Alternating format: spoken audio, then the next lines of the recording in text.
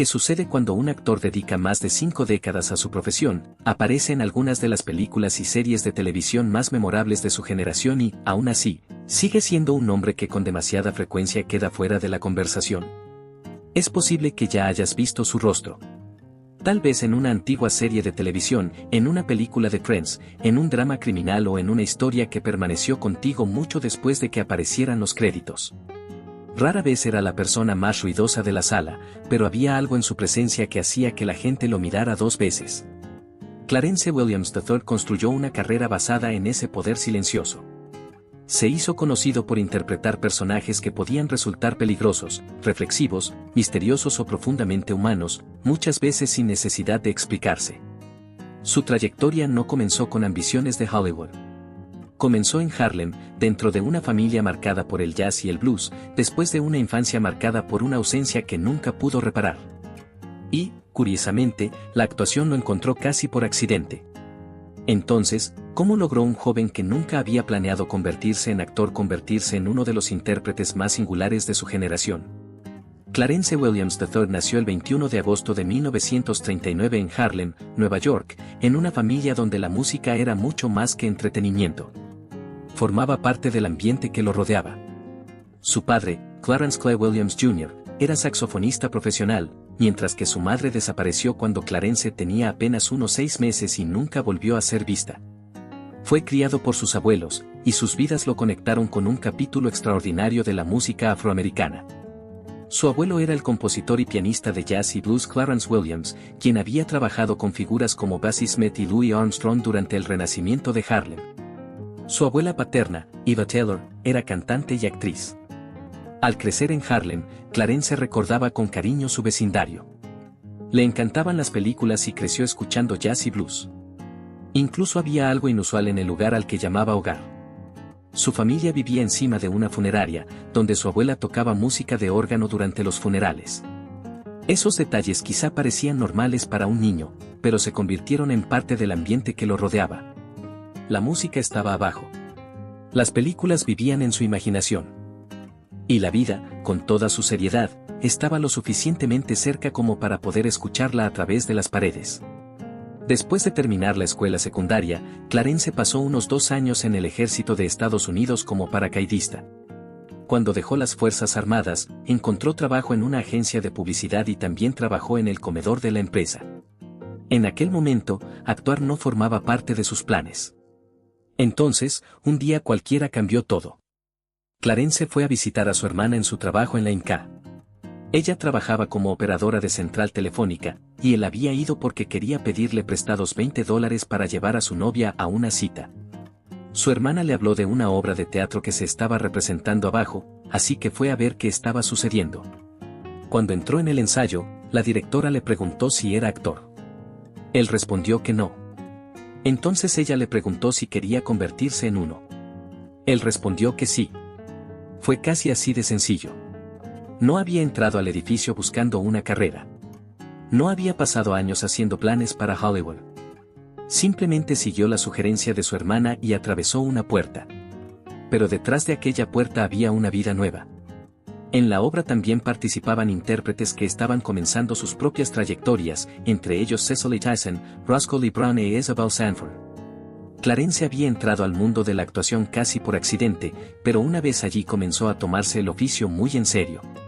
Su primer papel cinematográfico llegó con Pork Chop Hill, un drama sobre la guerra de Corea. Continuó estudiando teatro y aceptando trabajos en los escenarios, incluido un papel en The Cool World. Poco a poco, aquel comienzo accidental se convirtió en una profesión. Y el joven que una vez había entrado en un ensayo porque necesitaba $20 comenzaba a descubrir que el escenario había estado esperándolo desde siempre. Para cuando Clarence Williams III llegó al escenario en Slow Dance on the Killing Ground, aquel actor que había llegado a la actuación casi por accidente se estaba convirtiendo en un intérprete mucho más consciente y decidido. Su actuación le valió una nominación al premio Tony y también llamó la atención de Bill Cosby, quien asistió a ver la obra junto a su esposa, Camille. Cosby creía que Clarence tenía el tipo de presencia que la televisión necesitaba. Habló con Aaron Spelling y Danny Thomas, los productores ejecutivos detrás del drama policial de ABC The Mod Squad, y recomendó a Clarence para la serie. Esa recomendación cambió por completo la dimensión de su carrera. En 1968, Clarence Williams III asumió el papel de Len Hayes, junto a Peggy Lipton como Julie Barnes y Michael Cole como Pete Cochran. La serie seguía a 3 antiguos delincuentes juveniles que eran reclutados para trabajar como agentes de policía encubiertos. The Mod Squad se convirtió en un gran éxito televisivo. Recibió 6 nominaciones a los premios Emmy y 4 nominaciones a los Globos de Oro, y se mantuvo al aire durante 5 temporadas.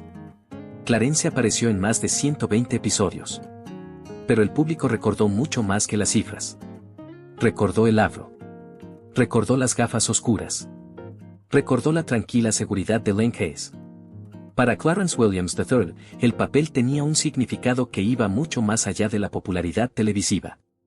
Colocó a un hombre negro en una posición fuerte e importante dentro de una gran serie de televisión, en una época en la que la representación en las pantallas estadounidenses estaba cambiando de maneras verdaderamente significativas.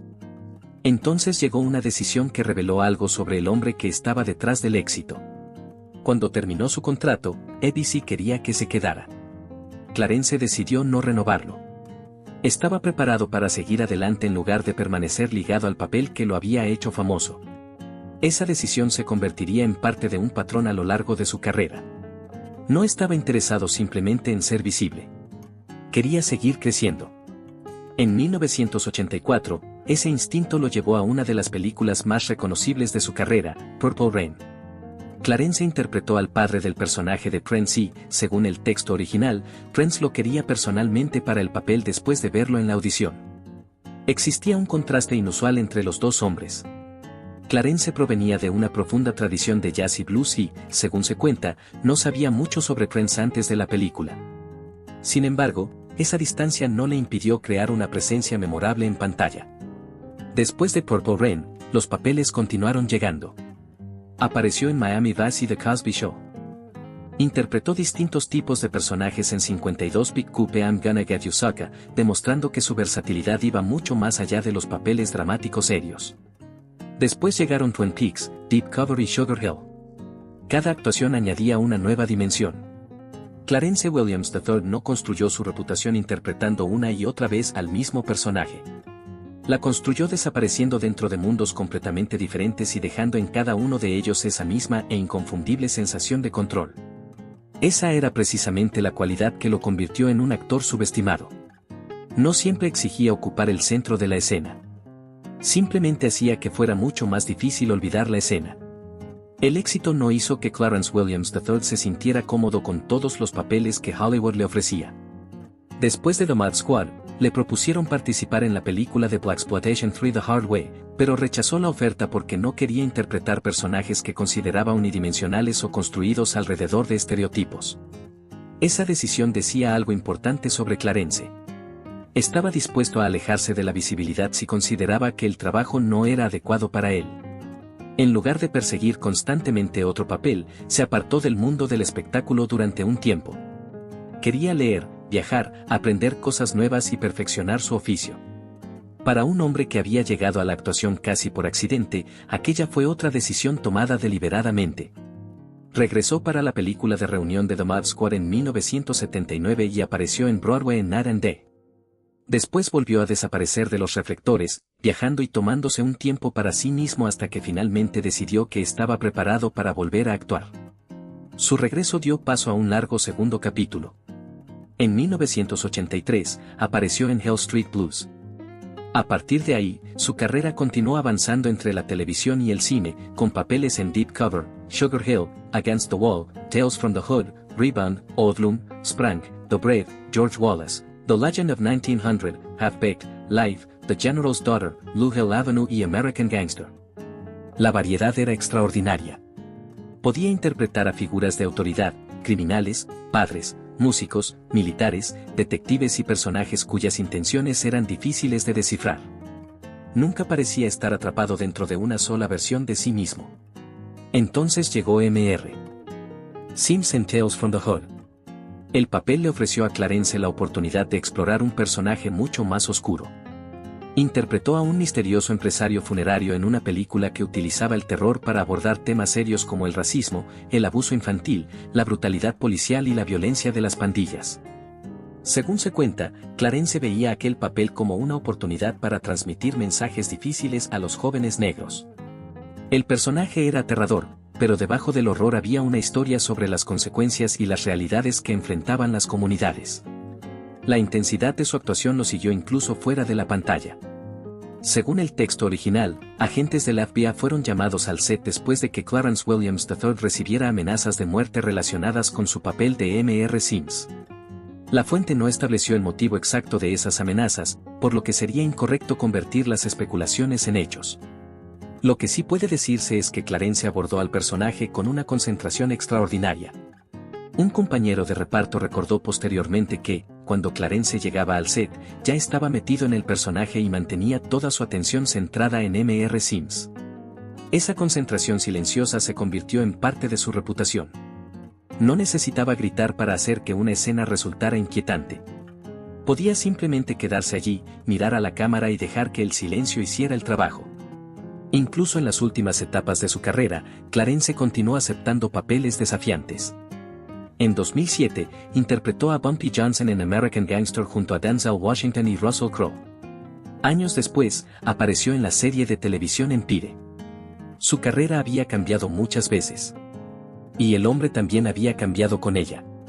Pero su compromiso con el oficio permaneció intacto. Para muchos espectadores estadounidenses, Clarence Williams III nunca fue un desconocido. Su rostro apareció a lo largo de décadas de televisión y cine, a veces en grandes producciones y otras en papeles que pasaban discretamente entre los nombres más destacados del cartel.